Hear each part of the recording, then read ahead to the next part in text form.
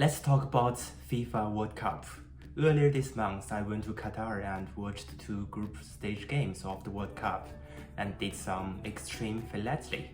Let me share some experiences and show some of my collections about World Cup.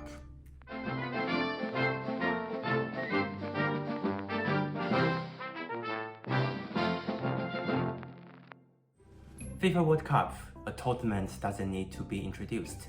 It's the 22nd edition of the World Cup, the first one in the Middle East and the first one in winter. Qatar is a country I knew very little about, and I didn't have any stamps from Qatar before. And let's learn something about the stamps and postal history of Qatar at first. Qatar is normally ruled by a local emir, but was a part of the Ottoman Empire in a period of time.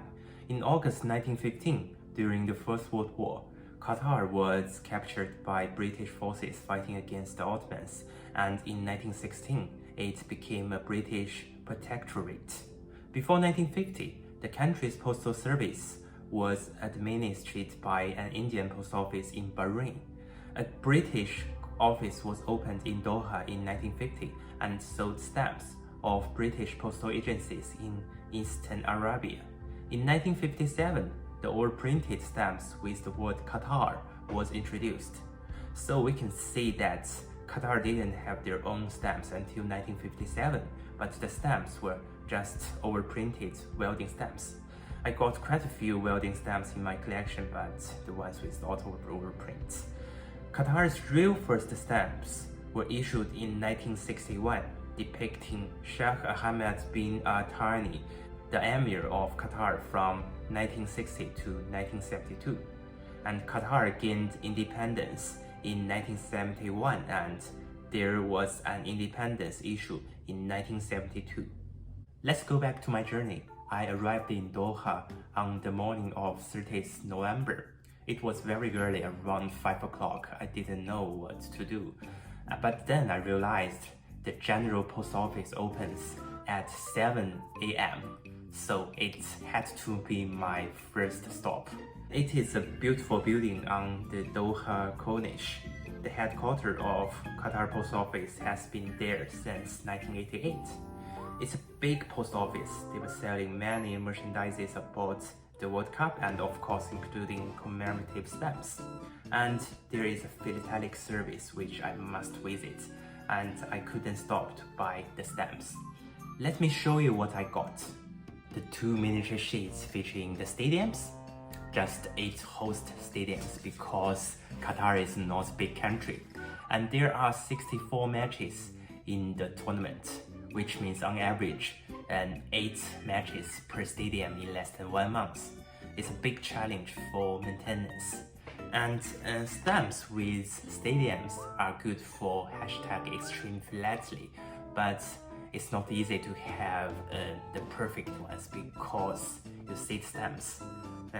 At least I got a helicopter. The 32 participating teams. This set is my favorite, and every stamp has a face value of 1 real. But I don't know why some of the stamps have a national flag and some don't. For example, on this miniature sheet, there is just no flag of the United States. I think it's because some countries don't like their flag to be featured on a Qatar stamp, but some countries don't mind, and that's just my thought. The official ball, I like this one as well. The design of the stamp is very simple, just the logo and the ball are Rahla too, and literally means the trip. So the stamp is rectangular, but the miniature sheet is round like a ball, and it's just a mini ball. So this one is quite easy for an extreme philately.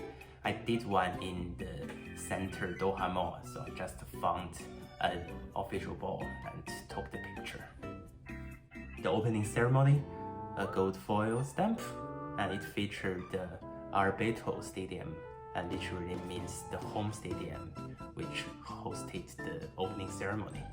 And you can see every miniature sheet reads official licensed product of FIFA and manufactured under license by Qatar Post. and there is an anti-counterfeiting label of FIFA.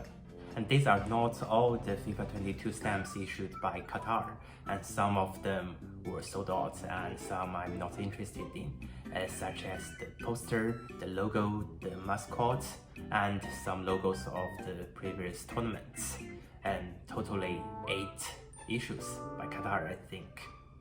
Post offices are not very common in Qatar, and I haven't seen any post boxes on the streets of Doha, which was a shame.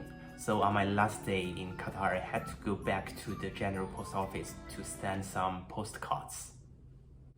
Let's talk about the matches. I watched 2 matches. The first one was Costa Rica against Germany in our Beto Stadium, and the one which hosted the opening ceremony, and is also the northernmost of the 8 stadiums. The design takes inspiration from the traditional tents in Qatar, and several days later I saw a tent like that in the National Museum of Qatar. First, I did this imperfect extreme philately and then entered the stadium. I had the stamps of Costa Rica and Germany with me, and I was waiting for the flags of both countries to appear.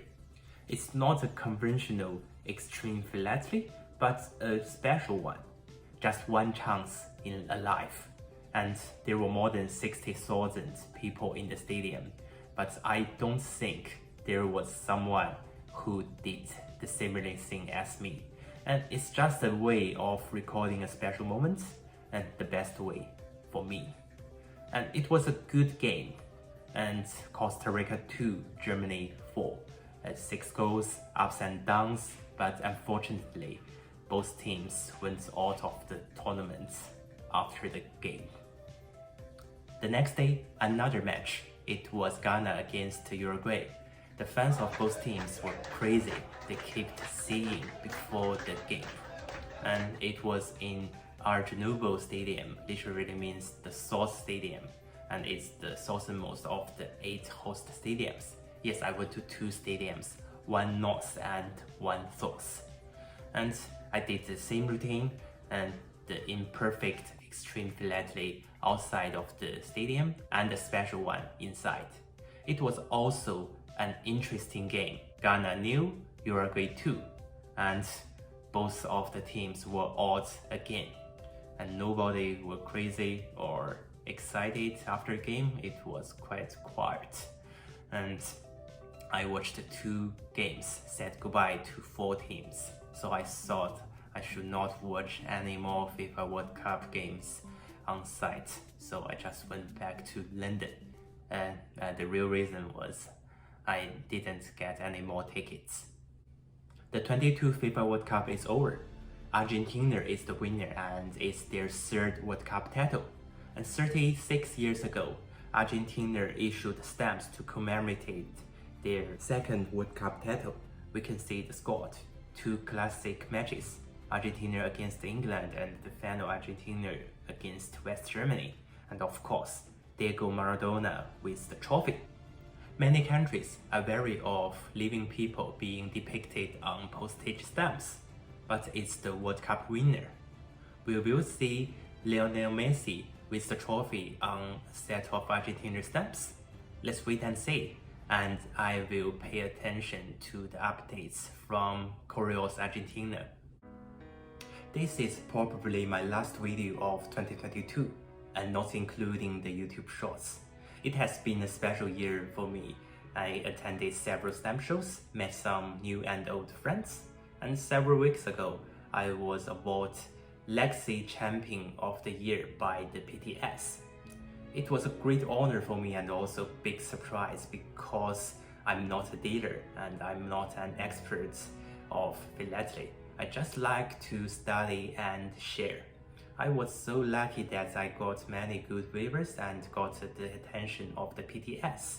This award is an honor of all the viewers of this channel. You guys, you keep encouraging me to share my limited knowledge of philately. Thank you so much. As always, if you enjoyed this video, don't forget to hit the like button. Subscribe and follow me on social media if you haven't. Thank you so much for watching. See you next time.